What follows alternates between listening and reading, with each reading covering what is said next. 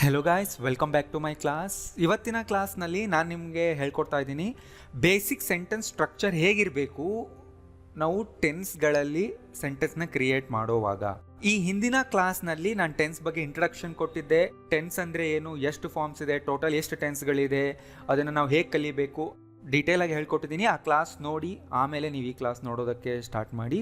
So ಟೆನ್ಸ್ಗಳ ಬಗ್ಗೆ ಏನು idea ಇಲ್ಲ ಅನ್ನೋರು ಇವತ್ತಿನ ಕ್ಲಾಸ್ ನೋಡಿ. ಸೊ ಬೇಸಿಕ್ ಲೆವೆಲ್ನಲ್ಲಿ ನಾನು ನಿಮಗೆ ಹೇಳ್ತಾ ಇದ್ದೀನಿ, ಅಂದರೆ ಒಂದು ಟೆನ್ಸ್ನಲ್ಲಿ ಯಾವ್ಯಾವ ವರ್ಡ್ಸ್ನ ಎಲ್ಲೆಲ್ಲಿ ಹಾಕಬೇಕು, ಕ್ವಶನ್ಸ್ನ ಹೇಗೆ ಮಾಡಬೇಕು ಅನ್ನೋದು. Okay, right. So let start. So last ಕ್ಲಾಸ್ನಲ್ಲಿ ನಾನು ನಿಮಗೆ ಈ ಚಾರ್ಟ್ನ ಡೀಟೇಲಾಗಿ ಎಕ್ಸ್ಪ್ಲೈನ್ ಮಾಡಿ ಹೇಳ್ಕೊಟ್ಟಿದ್ದೆ, ನೀವು ನೋಡಿದ್ದೀರಾ ಅಂತ ಅಂದ್ಕೊಳ್ತಾ ಇದ್ದೀನಿ. ಸೊ ಈ 12 ಟೆನ್ಸ್ಗಳಲ್ಲಿ ನಾವು ಸೆಂಟೆನ್ಸ್ನ ಕ್ರಿಯೇಟ್ ಮಾಡೋವಾಗ ಒಂದು ಬೇಸಿಕ್ ಸ್ಟ್ರಕ್ಚರ್, ಸಿಂಟ್ಯಾಕ್ಸ್ನ ನೆನ್ಪಿಟ್ಕೋಬೇಕು. ಅದು ಇಲ್ಲಿ ನೋಡಿ, first subject, helping verb plus action verb plus object. ತುಂಬ ಜನಕ್ಕೆ ಇದು ಗೊತ್ತಿರುತ್ತೆ, ನಮ್ಗೆ ಗೊತ್ತಿದೆ ಇದು, ಮತ್ತೆ ಯಾಕೆ ಹೇಳ್ತಾ ಇದ್ದೀರಂತ ಜಸ್ಟ್ ನೋಡ್ತಾ ಹೋಗಿ ನಾ ಏನು ಹೇಳ್ತಾ ಇದ್ದೀನಿ ಅಂತ. ಸೊ ಇದು general structure. Most of the time ಸೆಂಟೆನ್ಸ್ಗಳು ಇದೇ ಥರನೇ ಕಾಣಿಸುತ್ತೆ, right? Not all the time, most of the time generally sentence structure ಇದೇ ಥರನೇ ಇರಬೇಕು. ಫಸ್ಟ್ ಸಬ್ಜೆಕ್ಟ್ ಅಂದರೆ ಏನು? ಸೊ ಕೇಳಿಸ್ಕೊಳ್ಳಿ, ಇಲ್ಲಿ ನಾನು ಮುಂದಿನ ವಿಡಿಯೋಗಳಲ್ಲಿ ಮತ್ತೆ ಇದನ್ನೆಲ್ಲ ಡೀಪಾಗಿ ಎಕ್ಸ್ಪ್ಲೈನ್ ಮಾಡಲ್ಲ, ಇವತ್ತಿನ ಕ್ಲಾಸ್ನಲ್ಲೇ ಹೇಳ್ಕೊಡ್ತಾ ಇದ್ದೀನಿ. ಸೊ ನಿಮಗೂ ಕೂಡ ಇದೇ ಲಾಸ್ಟ್ ಆಗಬೇಕು, ಮತ್ತೆ ಮತ್ತೆ ನಿಮಗೆ ಡೌಟ್ಸ್ಗಳು ಹುಟ್ಟಬಾರ್ದು ಅಲ್ವಾ? ನಾವು ಯಾರ ಬಗ್ಗೆ ಮಾತಾಡ್ತಾ ಇದ್ದೀವಿ ಒಂದು ಸೆಂಟೆನ್ಸ್ನಲ್ಲಿ, ಆರ್ ಯಾವ ವಸ್ತು ಬಗ್ಗೆ ಮಾತಾಡ್ತಿದ್ದೀವಿ, ಯಾವುದನ್ನ ಡಿಸ್ಕ್ರೈಬ್ ಮಾಡ್ತಾ ಇದ್ದೀವಿ, ಯಾರು ಕೆಲಸ ಮಾಡ್ತಾ ಇದ್ದಾರೆ ಅಂತ ಹೇಳ್ತಾ ಇದ್ದೀವಿ, ಅವರೇ ಸಬ್ಜೆಕ್ಟ್. ಅಲ್ಲಿ ಈ ಥರ ವರ್ಡ್ಸ್ಗಳಿರ್ಬೋದು, ಅಂದರೆ ಪ್ರೊನೌನ್ಗಳು. ಸಬ್ಜೆಕ್ಟ್ ಜಾಗದಲ್ಲಿ ನೀವು ಈ ವರ್ಡ್ಸ್ನ ಹಾಕ್ಬಹುದು, ರೈಟ್? ನೇಮ್ಸ್ ಕೂಡ ಬರ್ಬೋದು. ನಾವು ವಸ್ತುಗಳ ಬಗ್ಗೆನೂ ಮಾತಾಡ್ಬೋದು. ಎನ್ವೈರ್ನ್ಮೆಂಟ್, ಸ್ಟ್ರೆಂಗ್ತ್, ಬಿಲೀಫ್, ಇವು ಕೂಡ ನೌನ್. ನಾವು ಎನ್ವೈರ್ನ್ಮೆಂಟ್ ಬಗ್ಗೆ ಮಾತಾಡಬೇಕಂದ್ರೆ, ಸ್ಟ್ರೆಂತ್ ಬಗ್ಗೆ ಮಾತಾಡಬೇಕಂದ್ರೆ, ಬಿಲೀಫ್ ಬಗ್ಗೆ ಅವನ್ನ ನಾವು ಸಬ್ಜೆಕ್ಟ್ ಜಾಗದಲ್ಲಿ ಹಾಕಿ ಸೆಂಟೆನ್ಸ್ನ ಸ್ಟಾರ್ಟ್ ಮಾಡ್ತೀವಿ. ಅದಾದಮೇಲೆ ಹೆಲ್ಪಿಂಗ್ ವರ್ಬ್. ಸೊ ಹೆಲ್ಪಿಂಗ್ ವರ್ಬ್ಗಳು ಇವೆಲ್ಲ, ರೈಟ್? ಇವೆಲ್ಲ ನೀವು ನೆನ್ಪಿಟ್ಕೊಂಡಿರಿ. ಇವೆಲ್ಲನೂ ಬರುತ್ತೆ ಅಂತ ನಾನು ಹೇಳ್ತಾ ಇಲ್ಲ. ನಾವು ಯಾವ ಟೆನ್ಸ್ನ ಯೂಸ್ ಮಾಡ್ತೀವಿ ಅನ್ನೋದ್ರ ಮೇಲೆ ಈ ಹೆಲ್ಪಿಂಗ್ ವರ್ಬ್ನ ನಾವು ಚೂಸ್ ಮಾಡ್ತೀವಿ. ನಾವು ಯಾವ ಸೆಂಟೆನ್ಸ್ ಮಾಡ್ತಾ ಇದ್ದೀವಿ ಅನ್ನೋದ್ರ ಮೇಲೆ ಈ ಹೆಲ್ಪಿಂಗ್ ವರ್ಬ್ಸ್ನ ಚೂಸ್ ಮಾಡ್ತೀವಿ. ಸೊ ನಾ ಏನು ಹೇಳ್ತಾ ಇದ್ದೀನಿ ಅಂದರೆ, ಸಬ್ಜೆಕ್ಟ್ ಆದಮೇಲೆ ಹೆಲ್ಪಿಂಗ್ ವರ್ಬ್ ಬರಬೇಕು, ಅದರ ಪೊಸಿಷನ್ ಇಲ್ಲೇ ಇರಬೇಕು. ಅದಾದಮೇಲೆ ಆ್ಯಕ್ಷನ್ ವರ್ಬ್, ಅಂದರೆ ಆ್ಯಕ್ಷನ್, ಕ್ರಿಯೆ, ಕೆಲಸನ ಹೇಳುವಂತಹ ಪದಗಳು, ರೈಟ್? ನೋಡಿ, ಎಕ್ಸಾಂಪಲ್ಸ್ ಆಗಿ ನಾನು ತೋರಿಸ್ತಾ ಇದ್ದೀನಿ. ಹೆಲ್ಪಿಂಗ್ ವರ್ಬ್ ಆದಮೇಲೆ ಆ್ಯಕ್ಷನ್ ವರ್ಬ್ ಬರಬೇಕು. ಆ್ಯಂಡ್ ನೆನಪಿದೆ ಅಲ್ವಾ, ಆ್ಯಕ್ಷನ್ ವರ್ಬ್ ಫಾರ್ಮ್ಸ್ ಚೇಂಜ್ ಆಗುತ್ತೆ. ವರ್ಬ್ಗೆ ಇಷ್ಟು ಫಾರ್ಮ್ಸ್ ಇರುತ್ತೆ, ಈಗ ಆಲ್ರೆಡಿ ನಾನು ಕಲಿಸಿದ್ದೀನಿ. ಇದನ್ನು ಡೌನ್ಲೋಡ್ ಮಾಡ್ಕೊಳ್ಳಿ, ನಾನು ಕೆಳಗಡೆ ಲಿಂಕ್ ಕೊಟ್ಟಿರ್ತೀನಿ.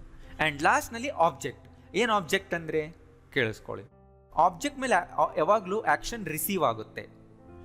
ಸಬ್ಜೆಕ್ಟ್ ಆ್ಯಕ್ಷನ್ನ ಮಾಡುತ್ತೆ, ಆಬ್ಜೆಕ್ಟ್ ಆ ಆ್ಯಕ್ಷನ್ನ ರಿಸೀವ್ ಮಾಡಿಕೊಳ್ಳುತ್ತೆ. ಅಂದರೆ ಆಬ್ಜೆಕ್ಟ್ ಮೇಲೆ ಆ ಕೆಲಸ ನಡೆಯುತ್ತೆ. ರಿಸೀವಿಂಗ್ ಎಂಡಲ್ಲಿ ಆಬ್ಜೆಕ್ಟ್ ಇರುತ್ತೆ, ರೈಟ್? ಡೈರೆಕ್ಷನ್ ಆಬ್ಜೆಕ್ಟ್ ಕಡೆಗೆ ಇರುತ್ತೆ ಯಾವಾಗಲೂ ವರ್ಬ್ದು. ಅಲ್ಲೂ ಕೂಡ ಪ್ರೊನೌನ್ ಇರಬಹುದು. For example me, us, you, her, ಈ ಥರ ಪ್ರೊನೌನ್ಗಳೇ ಬರಬೇಕು. ನೋಡಿ, ಎಲ್ಲ ಪ್ರೊನೌನ್ಗಳನ್ನೂ ಆಬ್ಜೆಕ್ಟ್ ಜಾಗದಲ್ಲಿ ಹಾಕಕ್ಕೆ ಬರಲ್ಲ. ಕೆಲವು ಪ್ರೊನೌನ್ಗಳನ್ನ ಸಬ್ಜೆಕ್ಟ್ ಜಾಗದಲ್ಲೇ ಹಾಕಬೇಕು, ಕೆಲವು ಪ್ರೊನೌನ್ಗಳನ್ನ ಆಬ್ಜೆಕ್ಟ್ ಜಾಗದಲ್ಲೇ ಹಾಕಬೇಕು. ಯಾವ್ಯಾವುದು ನಾ ಈ ಕ್ಲಾಸ್ನಲ್ಲಿ ಹೇಳ್ಕೊಟ್ಟಿದ್ದೀನಿ. ನೋಡಿದ್ದೀರಾ ಈ ಕ್ಲಾಸ್? ನೀವು ನೋಡಿಲ್ಲ ಅಂದರೆ ನನ್ನ ಚಾನಲ್ ಚೆಕ್ ಮಾಡಿ, ರೈಟ್? ಸೊ ಆಬ್ಜೆಕ್ಟ್ ಜಾಗದಲ್ಲೂ ಅಗೇನ್ ಮತ್ತೆ ನೇಮ್ಸ್ ಬರ್ಬೋದು ಅಲ್ವಾ? ಅಂದರೆ ಆಬ್ಜೆಕ್ಟ್ ಜಾಗದಲ್ಲೂ ಕೂಡ ನಾವು ನೌನ್ಸ್ನ ಹಾಕಬಹುದು. ಸೊ ಸ್ಟ್ರಕ್ಚರ್ ನಂಬರ್ 1 ಈ ಥರನೇ ಇರಬೇಕು. I am cooking dinner. Subject ಇದೆ, ಹೆಲ್ಪಿಂಗ್ ವರ್ಬ್ ಇದೆ, ಆ್ಯಕ್ಷನ್ ವರ್ಬ್ ಇದೆ, ಆಬ್ಜೆಕ್ಟ್ ಇದೆ.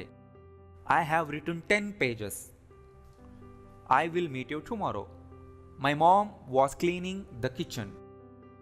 ಸೊ ನಾನು ಇದನ್ನೆಲ್ಲ ಎಲ್ಲಿಂದ ತೊಗೊಂಡಿದ್ದೀನಿ, ಈ ಸೆಂಟೆನ್ಸ್ಗಳು ಎಲ್ಲಿ ಸಿಗುತ್ತೆ ನಮಗೆ ಕನ್ಫ್ಯೂಸ್ ಆಗಬೇಡಿ. ಈ 12 ಟೆನ್ಸ್ಗಳಿಂದಾನೇ ನಾನು ಎಕ್ಸಾಂಪಲ್ಸ್ನ ತೊಗೊಳ್ತಾ ಇದ್ದೀನಿ. ನೀವು ಅದರ ಸೆಂಟೆನ್ಸ್ಗಳನ್ನ ಇಲ್ಲಿ ಬಂದು ನೋಡಿಕೊಂಡ್ರೆ, ಇಲ್ಲಿ ಮ್ಯಾಚ್ ಮಾಡಿ ನೋಡಿಕೊಂಡ್ರೆ ಇಲ್ಲೇ ಸಿಗುತ್ತೆ ನಿಮಗೆ. ಲಾಸ್ಟ್ ಕ್ಲಾಸ್ನಲ್ಲಿ ನಾನು ಇದ್ರ ಬಗ್ಗೆ ಡೀಟೇಲಾಗಿ ಹೇಳ್ಕೊಟ್ಟಿದ್ದೀನಿ. ಸೊ ರೈಟ್, ಗೊತ್ತಾಯ್ತಲ್ಲ? ಇದು ಬೇಸಿಕ್ ಸ್ಟ್ರಕ್ಚರ್ ಪಾಸಿಟಿವ್ ಸೆಂಟೆನ್ಸ್ಗಳನ್ನ ಮಾಡೋವಾಗ. ಪಾಸಿಟಿವ್ ಸೆಂಟೆನ್ಸ್ಗಳಂದರೆ ಏನು ಅಂದರೆ ಸಕಾರಾತ್ಮಕ ವಾಕ್ಯಗಳು. ಆಗುತ್ತದೆ, ಮಾಡುತ್ತದೆ, ಮಾಡ್ತೀನಿ, ಹೋಗ್ತೀನಿ, ಬರ್ತೀನಿ, ಈ ಥರ ಇರುವಂಥ ಸೆಂಟೆನ್ಸ್ಗಳು. Next structure 2. ಇಲ್ಲಿ ನೆಗೆಟಿವ್ ಸೆಂಟೆನ್ಸ್ಗಳನ್ನ ಹೇಳುವಾಗ ನಾಟ್ ಅನ್ನೋ ವರ್ಡ್ನ ನಾವು ಹೆಲ್ಪಿಂಗ್ ವರ್ಬ್ ಆದಮೇಲೆ ಹಾಕಬೇಕು. ಅಂದ್ರೇನು? ನಕಾರಾತ್ಮಕ ವಾಕ್ಯಗಳು, ನೆಗೆಟಿವ್ ಸೆಂಟೆನ್ಸಸ್. ಇಲ್ಲಿ ನೋಡಿ, I am not cooking dinner. ನಾನು ಅಡುಗೆ ಮಾಡ್ತಾ ಇಲ್ಲ. ಸೊ ಇಲ್ಲಿ ನಾಟ್ ಅನ್ನೋದು ನೆಗೆಟಿವ್ ವರ್ಡ್. ಯಾವಾಗಲೂ ಕೂಡ ಈ ವರ್ಡ್ ಹೆಲ್ಪಿಂಗ್ ವರ್ಬ್ ಆದಮೇಲೆ ಬರಬೇಕು. I have not return anything, ನಾ ಇನ್ನೂ ಏನೂ ಬರದೇ ಇಲ್ಲ. I will not meet you tomorrow, ನಾನು ನಾಳೆ ನಿನ್ನನ್ನು ಮೀಟ್ ಮಾಡಲ್ಲ. My mom was not doing anything, ನನ್ನಮ್ಮ ಏನೂ ಮಾಡ್ತಾ ಇರಲಿಲ್ಲ. ಸೊ ಆ್ಯಮ್ ಒಂದು ಬಿಟ್ಟು ಬೇರೆ ಎಲ್ಲ ಹೆಲ್ಪಿಂಗ್ ವರ್ಬ್ ಜೊತೆ ನಾಟ್ನ ಜಾಯಿಂಟ್ ಮಾಡ್ಬೋದು, ಅಂದರೆ ಶಾರ್ಟ್ ಫಾರ್ಮ್ ಕ್ರಿಯೇಟ್ ಆಗುತ್ತೆ. ಸೊ ಶಾರ್ಟ್ ಫಾರ್ಮ್ಸ್ ಮೇಲೂ ಕೂಡ ನಾವು ಒಂದು ವಿಡಿಯೋ ಮಾಡಿದ್ದೆ, ಹೋಗಿ ನೋಡಿ, ರೈಟ್? ನನ್ನ ಚಾನಲ್ ಚೆಕ್ ಮಾಡಿ ನಿಮಗೆ ಸಿಗುತ್ತೆ. ಸೊ ಇದೇ ಥರ ಸ್ಟ್ರಕ್ಚರ್ ಇರುತ್ತಾ? ಇಲ್ಲ. ಕೆಲವು ಸೆಂಟೆನ್ಸ್ಗಳಲ್ಲಿ ಆಬ್ಜೆಕ್ಟ್ ಇರಲ್ಲ. ಸೊ ಕೆಲವು ಸಾರಿ ಆಬ್ಜೆಕ್ಟ್ನ ಅವಶ್ಯಕತೆ ಬರಲ್ಲ, ಆದ್ದರಿಂದ ಕೆಲವು ಸೆಂಟೆನ್ಸ್ಗಳಲ್ಲಿ ಆಬ್ಜೆಕ್ಟ್ ಇರೋದೇ ಇಲ್ಲ. ಸೊ ನೀವು ಈ ಥರ ಕನ್ಫ್ಯೂಸ್ ಆಗಬೇಡಿ. ಯಾವ ಟೆನ್ಸ್ಗಳಲ್ಲಿ ಆಬ್ಜೆಕ್ಟ್ ಇರಲ್ಲ ಅಂತ ಅನ್ಕೋಬೇಡಿ. ಎಲ್ಲ ಟೆನ್ಸ್ಗಳಲ್ಲೂ ಆಬ್ಜೆಕ್ಟ್ ಇದ್ದೇ ಇರುತ್ತೆ. ಕೆಲವು ಸಾರಿ ಆಬ್ಜೆಕ್ಟ್ನ ಅವಶ್ಯಕತೆ ಬರಲ್ಲ, ಕೆಲವು ಸೆಂಟೆನ್ಸ್ಗಳನ್ನ ಹೇಳೋವಾಗ ಅಲ್ಲಿ ಮಾತ್ರ ಆಬ್ಜೆಕ್ಟ್ ಇರಲ್ಲ ಅಂತ ಹೇಳ್ತಾ ಇದ್ದೀನಿ. ಆ ಥರ ಸೆಂಟೆನ್ಸ್ನ ಕೂಡ ಕ್ರಿಯೇಟ್ ಮಾಡಬಹುದು ಅನ್ನೋದನ್ನು ಹೇಳ್ತಾ ಇದ್ದೀನಿ, ರೈಟ್? ನೀವು ಈ ಥರ ಅನ್ಕೋಬೇಡಿ, ಯಾವ ಟೆನ್ಸಲ್ಲಿ ಆಬ್ಜೆಕ್ಟ್ ಇರುತ್ತೆ, ಯಾವ ಟೆನ್ಸಲ್ಲಿ ಆಬ್ಜೆಕ್ಟ್ ಇರಲ್ಲ ಅಂತ ಅನ್ಕೋಬೇಡಿ. ಎಲ್ಲ 12 ಟೆನ್ಸ್ಗಳಲ್ಲೂ ಆಬ್ಜೆಕ್ಟ್ ಇರುತ್ತೆ, ಕೆಲವು ಸಾರಿ ಆಬ್ಜೆಕ್ಟ್ನ ಅವಶ್ಯಕತೆ ಬರಲ್ಲ. ಇಲ್ಲಿ ನೋಡಿ, I don't CRY, I do not CRY, I don't CRY ಅಲ್ವಾ? ಅಂದರೆ ನಾನು ಅಳೋದಿಲ್ಲ. ಇಲ್ಲಿ ನಾ ಏನು ಮಾಡಲ್ಲ ಅಂತ ಹೇಳ್ತಾ ಇದ್ದೀನಿ ಅಷ್ಟೇ. ಇಲ್ಲಿ ಆಬ್ಜೆಕ್ಟ್ನ ಅವಶ್ಯಕತೆ ಬಂದೇ ಇಲ್ಲ. ಏನು ಆಬ್ಜೆಕ್ಟ್ ಇದೆ? ಇಲ್ಲಿ ಏನು ಆಬ್ಜೆಕ್ಟೇ ಇಲ್ಲ, ಬೇಕಾಗಿಲ್ಲ ಅಲ್ವಾ? ಫಾರ್ ಎಕ್ಸಾಂಪಲ್, ಆಗಲೇ ಏನಿತ್ತು, ಐ ಆಮ್ ಕುಕ್ಕಿಂಗ್ ಡಿನ್ನರ್, ನಾನು ಡಿನ್ನರ್ನ ಕುಕ್ ಮಾಡ್ತೀನಿ ಅಂತ ಹೇಳಬೇಕಾಯ್ತು, ಆದ್ದರಿಂದ ಡಿನ್ನರ್ ಅನ್ನೋ ಆಬ್ಜೆಕ್ಟ್ ಬೇಕಾಯ್ತು. ಇಲ್ಲಿ ಬೇಕಾಗಿಲ್ಲ, ರೈಟ್? ಕೆಲವು ಸರಿ ಸೆಂಟೆನ್ಸ್ಗಳಲ್ಲಿ ಆಬ್ಜೆಕ್ಟೇ ಇರಲ್ಲ, ವರ್ಬ್ಗೆ ಎಂಡ್ ಆಗೋಗುತ್ತೆ. ಇಲ್ಲಿ ನೋಡಿ, the baby is sleeping, I am coming, he worked for 5 hours. For 5 hours ಅನ್ನೋದು ಡ್ಯೂರೇಷನ್ನ ಹೇಳ್ತಾ ಇದೆ. ಅವನು 5 hours ಕೆಲಸ ಮಾಡ್ದ. 5 hours ಅನ್ನೋದು ಆಬ್ಜೆಕ್ಟ್ ಅಲ್ಲ, ಎಷ್ಟೊತ್ತು ಆಯಿತು ಅನ್ನೋದು ಹೇಳ್ತಾ ಇದೆ. ಇಲ್ಲಿ ಕೂಡ ಆಬ್ಜೆಕ್ಟ್ ಇಲ್ಲ. ಆಬ್ಜೆಕ್ಟ್ ಅಂದರೆ ಏನು? ಯಾವುದೋ ಒಂದು ವಸ್ತುವಿನ ಮೇಲೆ ಅಥವಾ ಯಾರೋ ಒಬ್ಬ ವ್ಯಕ್ತಿ ಮೇಲೆ ಏನೋ ಒಂದು ಆ್ಯಕ್ಷನ್ ನಡೆದಿರುತ್ತೆ, ಅವರನ್ನು ನಾವು ಆಬ್ಜೆಕ್ಟ್ ಅಂತೀವಿ. ಆಗಲೇ ಡಿನ್ನರ್ ಬಂದಿತ್ತಲ್ವಾ, ಐ ವಿಲ್ ಮೀಟ್ ಯು ಬಂದಿತ್ತಲ್ವಾ, ಅಲ್ಲಿ ಆಬ್ಜೆಕ್ಟ್ ಇದೆ, ಬಟ್ ಇಲ್ಲಿಲ್ಲ. ಸೊ ಇಲ್ಲಿ ಡ್ಯೂರೇಷನ್ ಇರುತ್ತೆ. ತುಂಬ ಜನ ಕನ್ಫ್ಯೂಸ್ ಆಗಿಬಿಡ್ತಾರೆ. ಹಿ ಅನ್ನೋದು ಸಬ್ಜೆಕ್ಟ್, ವರ್ಕ್ ಅನ್ನೋದು ವರ್ಬ್, 5 hours ಅನ್ನೋದು ಆಬ್ಜೆಕ್ಟ್ ಅಲ್ಲ. ಅದು ಆಬ್ಜೆಕ್ಟ್ ಅಲ್ಲ. ಆ್ಯಕ್ಷನ್ನ ಎಫೆಕ್ಟ್ ಅಂದರೆ ವರ್ಬ್ನ ಎಫೆಕ್ಟ್ ಆಬ್ಜೆಕ್ಟ್ ಮೇಲೆ ಇರುತ್ತೆ ಯಾವಾಗಲೂ. ಅದನ್ನು ಥಿಂಕ್ ಮಾಡಿ. ನಾನು ಬೇಸಿಕ್ ಲೆವೆಲ್ನಲ್ಲಿ ಹೇಳ್ತಾ ಇದ್ದೀನಿ ನಿಮಗೆ. ಇದು ಇನ್ನೂ ನಾವು ರೂಟ್ ಲೆವೆಲ್ನಲ್ಲಿದ್ದೀವಿ, ಆದ್ದರಿಂದ ಕೇರ್ಫುಲ್ಲಾಗಿ ಕೇಳಿಸ್ಕೊಳ್ಳಿ. ವೀಡಿಯೋನ 2-3 ಸರಿ ನೋಡಿ. ಒಂದು ಸರಿ ನೋಡಿದ್ರೆ ನಿಮ್ಗೆ ಅರ್ಥ ಆಗಲ್ಲ. ಎಸ್ಪೆಷಲಿ ನಾನು ಬಿಗಿನರ್ಸ್ಗೆ ಹೇಳ್ತಾ ಇದ್ದೀನಿ. ನೀವು ಈಗೀಗ ಟೆನ್ಸಸ್ ಕಲಿತಿದ್ದೀರಾ ಅಂದರೆ, ನಿಮ್ಗೆ ಇಂಗ್ಲೀಷ್ ಕಷ್ಟ ಆಗ್ತಿದೆ ಅಂದರೆ ಈ ವಿಡಿಯೋನ 2-3 ಸರಿ ನೋಡಿ. ಪ್ರತಿ ವಿಡಿಯೋನ 2-3 ಸರಿ ನೋಡಿ. ಐ ವಿಲ್ ಕಮ್ ಟುಮಾರೋ, ನೋಡಿ ಇಲ್ಲಿ ಟುಮಾರೋ ಅನ್ನೋದು ಟೈಮ್, ಆಬ್ಜೆಕ್ಟ್ ಅಲ್ಲ. ಸೊ ಎಲ್ಲ ಸೆಂಟೆನ್ಸ್ಗಳಲ್ಲೂ ಸಬ್ಜೆಕ್ಟ್ ಇದೆ, ಹೆಲ್ಪಿಂಗ್ ವರ್ಬ್ ಇದೆ. ಈ ವರ್ಕ್ನಲ್ಲಿ ಹೆಲ್ಪಿಂಗ್ ವರ್ಬ್ ಕೂಡ ಇಲ್ಲ, ಆ್ಯಂಡ್ ವರ್ಬ್ಗೆ ಎಂಡ್ ಆಗೋಗಿದೆ. ಎಲ್ಲೂ ಆಬ್ಜೆಕ್ಟ್ ಇಲ್ಲ. ನೆಕ್ಸ್ಟ್, ಕೆಲವು ಸಾರಿ ಹೆಲ್ಪಿಂಗ್ ವರ್ಬೇ ಇರಲ್ಲ. ಎಲ್ಲಿ? 2 ಟೆನ್ಸ್ಗಳಲ್ಲಿ ಮಾತ್ರ ಹೆಲ್ಪಿಂಗ್ ವರ್ಬ್ ಬರಲ್ಲ. Present simple tense and past simple tense, 2 ಟೆನ್ಸ್ಗಳಲ್ಲಿ ಹೆಲ್ಪಿಂಗ್ ವರ್ಬ್ ಇರಲ್ಲ. ಇಲ್ಲಿ ನೋಡಿ, ಐ ವರ್ಕ್, ಐ ವರ್ಕ್ಡ್, ಇವೆರಡೂ ಪದಗಳ ಮಧ್ಯೆ ಏನಾದರೂ ಬಂದಿದೆಯಾ? ಇಲ್ಲ, ಬಂದಿಲ್ಲ. ಆ್ಯಂಡ್ ನೆನ್ಪಿಟ್ಕೊಳ್ಳಿ, ಪಾಸಿಟಿವ್ ಸೆಂಟೆನ್ಸ್ನಲ್ಲಿ ಮಾತ್ರ ಈ 2 ಟೆನ್ಸ್ಗಳಲ್ಲಿ ಹೆಲ್ಪಿಂಗ್ ವರ್ಬ್ ಬರಲ್ಲ. ಪಾಸಿಟಿವ್ ಸೆಂಟೆನ್ಸ್ಗಳಲ್ಲಿ ಮಾತ್ರ ಈ 2 ಟೆನ್ಸ್ಗಳಲ್ಲಿ ಹೆಲ್ಪಿಂಗ್ ವರ್ಬ್ ಬರಲ್ಲ. ಅಂದರೆ ನೆಗೆಟಿವ್ ಸೆಂಟೆನ್ಸ್ ಕ್ವಶನ್ ಮಾಡುವಾಗ ಹೆಲ್ಪಿಂಗ್ ವರ್ಬ್ ಬೇಕೇ ಬೇಕಾಗುತ್ತೆ. ನೆಕ್ಸ್ಟ್ ವಿಡಿಯೋ ನೋಡಿ, ಅದರಲ್ಲಿ ನಾನು ಹೇಳ್ಕೊಡ್ತೀನಿ, ರೈಟ್? ಸೊ ಎಕ್ಸಾಂಪಲ್ ನೋಡಿ, ಇಲ್ಲಿ I work at SBI. I ಅನ್ನೋದು ಸಬ್ಜೆಕ್ಟ್, ವರ್ಕ್ ಅನ್ನೋದು ವರ್ಬ್. ನಾ ಎಲ್ಲಿ ಕೆಲಸ ಮಾಡ್ತೀನಿ? SBIನಲ್ಲಿ ಕೆಲಸ ಮಾಡ್ತೀನಿ, ರೈಟ್? ಸೊ ಇಲ್ಲಿ ಹೆಲ್ಪಿಂಗ್ ವರ್ಬ್ ಇಲ್ಲದೇನೆ ಹೇಳಬೇಕು. ಸೊ ಇದು ಪ್ರೆಸೆಂಟ್ ಸಿಂಪಲ್ನಲ್ಲಿರುವಂಥ ಸೆಂಟೆನ್ಸ್. ಸೊ ಸ್ಟ್ರಕ್ಚರ್ ನೋಡಿ, ಬೇಸ್ ವರ್ಬ್ ಇದೆ, ಸಬ್ಜೆಕ್ಟ್ ಆದಮೇಲೆ ಬಂದಿದೆ, ಅಂದರೆ ಇದು ಪ್ರೆಸೆಂಟ್ ಸಿಂಪಲ್ನಲ್ಲಿದೆ, ಪಾಸಿಟಿವ್ ಸೆಂಟೆನ್ಸ್, ಆ್ಯಂಡ್ ಇಲ್ಲಿ ಹೆಲ್ಪಿಂಗ್ ವರ್ಬ್ ಬೇಕಾಗಿಲ್ಲ. ಶಿ ನೋಸ್ ಎವ್ರಿಥಿಂಗ್, ನೋಡಿ ಇಲ್ಲೂ ಹೆಲ್ಪಿಂಗ್ ವರ್ಬ್ ಇಲ್ಲ, ಅಂದರೆ ಅವಳಿಗೆಲ್ಲ ಗೊತ್ತಿದೆ ಅನ್ನೋದನ್ನು ಹೇಳ್ತಿದೆ. ಹಿ passed the exam, I lost the keys. Next, ಕೆಲವು ಸಾರಿ ಸಬ್ಜೆಕ್ಟ್ ಆ್ಯಂಡ್ ವರ್ಬ್ 2 ಪದಗಳಿರುತ್ತೆ, ರೈಟ್? ಹೆಲ್ಪಿಂಗ್ ವರ್ಬ್ ಇರಲ್ಲ, ಆಬ್ಜೆಕ್ಟ್ ಇರಲ್ಲ. ಓಕೆ, ಇಲ್ಲಿ ಹೆಲ್ಪಿಂಗ್ ವರ್ಬ್ ಇಲ್ಲ ಅಂದರೆ ನಾನು ಯಾವ ಟೆನ್ಸ್ಗಳ ಬಗ್ಗೆ ಮಾತಾಡ್ತೀನಿ ಈಗ? ಪ್ರೆಸೆಂಟ್ ಸಿಂಪಲ್, ಪಾಸ್ಟ್ ಸಿಂಪಲ್ ಅಲ್ವಾ? ಅವೇ ಎಕ್ಸಾಂಪಲ್ನ ಇಲ್ಲಿ ನಾನು ಕೊಡಬೇಕಾಗುತ್ತೆ. ಈಗ ಶಿ ಕೇಮ್, ಅವಳು ಬಂದ್ಲು. ಐ ಡಿಡ್, ನಾನು ಮಾಡಿದೆ. I scored 46%, right? She always smiles. Always ಅನ್ನೋದು ಹೆಲ್ಪಿಂಗ್ ವರ್ಬ್ ಅಲ್ಲ, ಅದೊಂದು ಅಡ್ವರ್ಬ್. ಹೇಳ್ಕೊಡ್ತೀನಿ ಮುಂದಕ್ಕೆ. ಸೊ ನೋಡಿ, ಸಬ್ಜೆಕ್ಟ್, ವರ್ಬ್ ಈ 2 ಪದಗಳಿಂದನೂ ಕೂಡ ಸೆಂಟೆನ್ಸ್ ಕಂಪ್ಲೀಟ್ ಆಗುತ್ತೆ ಅನ್ನೋದು ನೀವು ತಿಳ್ಕೊಂಡಿರಿ. ಇದು ರೂಲಾ, ಇದನ್ನು ಈಗ ನೆನಪಿಟ್ಕೋಬೇಕಾ? ಅಲ್ಲ, ಅರ್ಥ ಮಾಡ್ಕೊಳ್ಳಿ.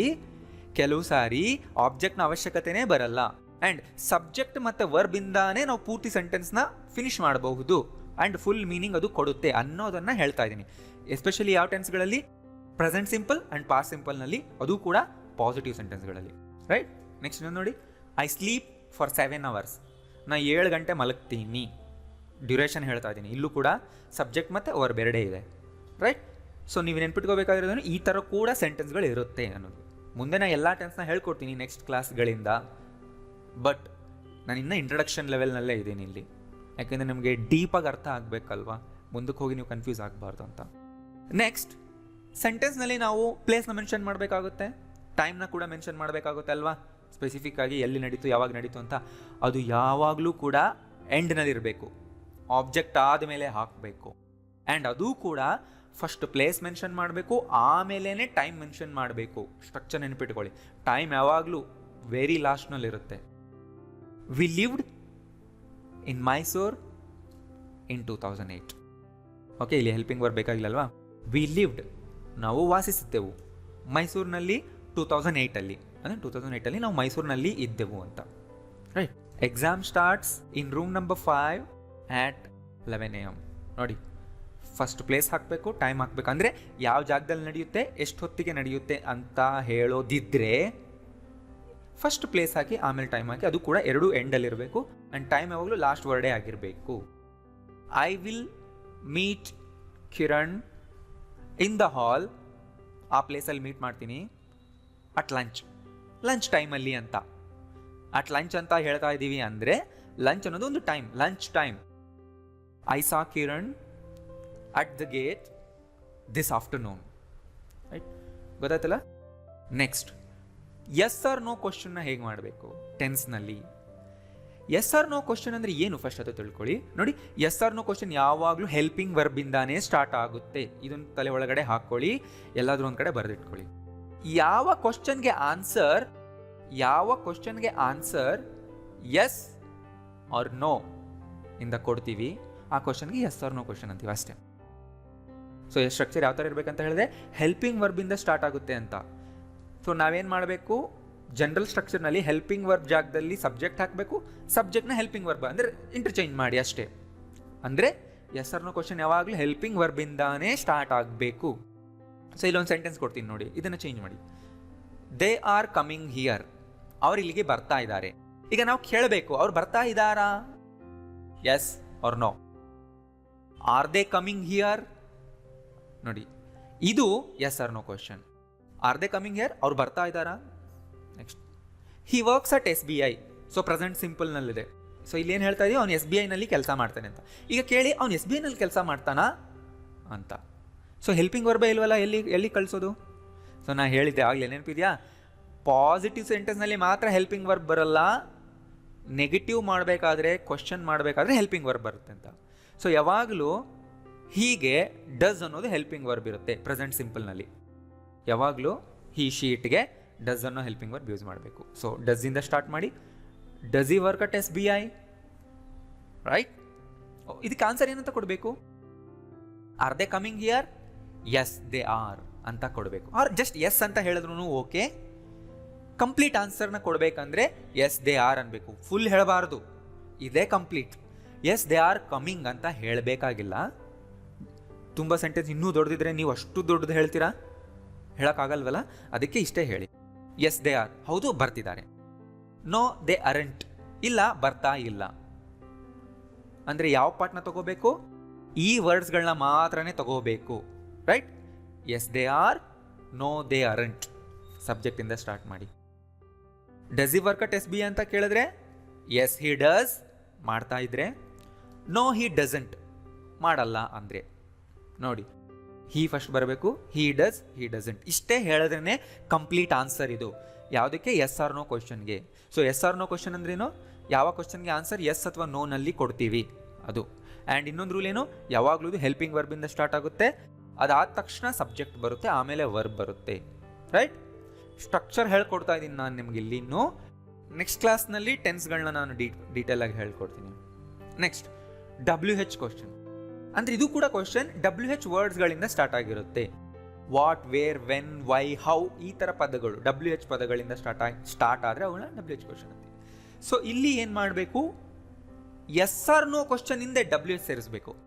ಎಸ್ ಆರ್ ನೋ ಕ್ವಶನ್ನ structure, yes or no question structure ಏನು, ಹೆಲ್ಪಿಂಗ್ ವರ್ಬ್ ಆದಮೇಲೆ ಸಬ್ಜೆಕ್ಟ್ ಬರುತ್ತಲ್ವ, ಅದ್ರ ಹಿಂದೆ WH ವರ್ಡ್ ಸೇರಿಸಿದ್ರೆ WH ಕ್ವಶನ್ನ ಸ್ಟ್ರಕ್ಚರ್ ಕ್ರಿಯೇಟ್ ಆಗುತ್ತೆ. ಅಂದರೆ ಫಸ್ಟ್ WH ವರ್ಡ್ ಆಮೇಲೆ ಹೆಲ್ಪಿಂಗ್ ವರ್ಬ್. ನೋಡಿ ಇಲ್ಲಿ ಆರ್ ದೇ ಕಮಿಂಗ್ ಹಿಯರ್ ಅಂತಿದೆ, ಇದನ್ನು WH ಮಾಡಿ. ಸೊ ಇದು ಎಸ್ ಆರ್ ನೋ ಅಲ್ವಾ, ಇದಕ್ಕೆ WH word hockey why are they coming here. ನೋಡಿ ಮ್ಯಾಚ್ ಮಾಡಿ ನೋಡಿ, ವೈ ಅನ್ನೋ ವರ್ಡ್ ಮಾತ್ರ ನಾನು ಹಾಕಿದ್ದೀನಿ. ಆರ್ ದೇ ಕಮಿಂಗ್ ಹಿಯರ್ ಅಂದರೆ ಅವ್ರು ಬರ್ತಾ ಇದ್ದಾರಾ, why are they coming here, ಅವ್ರು ಇಲ್ಲಿಗೆ ಯಾಕೆ ಬರ್ತಾ ಇದ್ದಾರೆ. ಸೊ ಇದಕ್ಕೆ ಆನ್ಸರ್ ನಾವು ರೀಸನ್ನ ಕೊಡಬೇಕು. Because they want to meet us, because they want to talk to us. ಈ ಥರ ಪೂರ್ತಿ ವರ್ಡ್ಸ್ಗಳಲ್ಲಿ ನಾವು ಆನ್ಸರ್ನ ಕೊಡಬೇಕು, ರೀಸನ್ನ ಕೊಡಬೇಕು, right. Next, does he work at SBI. So ಇದನ್ನು ನೀವು WHಗೆ ಚೇಂಜ್ ಮಾಡಿ. Where does he work, where does he work. ಮತ್ತೆ ನೀವು SBI ಸೇರಿಸ್ಬೇಕಾಗಿಲ್ಲಲ್ವಾ, ಅದೇ ಆನ್ಸರ್ ವರ್ಡ್. ಇದಕ್ಕೆ ಆನ್ಸರ್ ಹೇಳಿ, ಹಿ ವರ್ಕ್ಸ್ ಅಟ್ SBI. ಮುಗೀತು, ರೈಟ್. ಸೊ WH ಸೆಂಟೆನ್ಸ್ನ ಸ್ಟ್ರಕ್ಚರ್ ಬರೆದಿಟ್ಕೊಳ್ಳಿ. ಸೊ ಇವತ್ತಿನ ಕ್ಲಾಸ್ನ ಇನ್ನೂ 2-3 ಸರಿ ನೋಡಿ ನೋಟ್ಸ್ ಮಾಡ್ಕೊಳ್ಳಿ, ತುಂಬ ಇಂಪಾರ್ಟೆಂಟ್. ಬಿಗಿನರ್ಸ್ಗಳು, ಯಾರಿಗೆ ಸೆಂಟೆನ್ಸ್ ಸ್ಟ್ರಕ್ಚರ್ ಕಷ್ಟ ಆಗ್ತಿದೆ, ಯಾರಿಗೆ ಟೆನ್ಸ್ಗಳನ್ನ ಹೇಗೆ ಮಾಡಬೇಕು ಗೊತ್ತಿರಲಿಲ್ಲ, ಅವರೆಲ್ಲರೂ ನೋಟ್ಸ್ ಬರೆದಿಟ್ಕೊಳ್ಳಿ. ವಿಡಿಯೋನ 2-3 ಸರಿ ನೋಡಿ. ನೀವೇನಾದರೂ ಕಲ್ತಿದ್ದೀರಾ ಅಂತ ಅನಿಸಿದ್ರೆ ವಿಡಿಯೋ ಲೈಕ್ ಮಾಡಿ ಆ್ಯಂಡ್ ಎಲ್ಲರಿಗೂ ಶೇರ್ ಮಾಡಿ. ಎಲ್ಲರೂ ಈ ವಿಡಿಯೋಸಿಂದ ಕಲಿಬೇಕು, ಯಾರಿಗೂ ಇಂಗ್ಲೀಷ್ ಕಷ್ಟ ಆಗಬಾರ್ದು. Thank you.